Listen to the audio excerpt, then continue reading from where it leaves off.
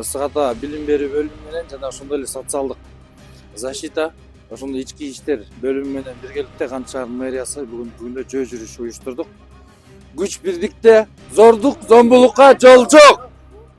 Кандык шаарынын аймагында 2024-жылдын 25-ноябрынан тартып 10-декабрына чейин аялдарга жана кыздарга карата зордук зомбулукка каршы 16 күндүк эл аралык кампаниясы жүрүп жатат.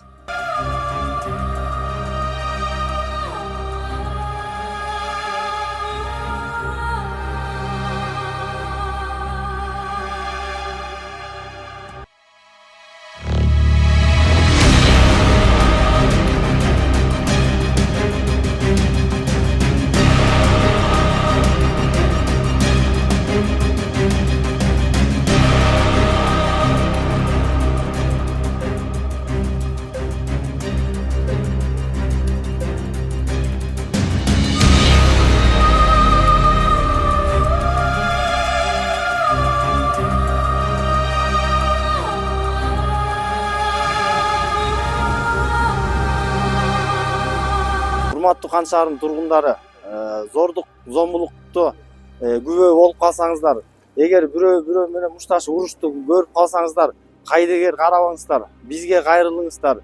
102 кызматына, Кандык шаарынын Ысык Ата район ички иштер бөлүмүнө кайрылыңыздар. Сөзсүз түрдө чарасын көрөбүз мыйзам чегинде.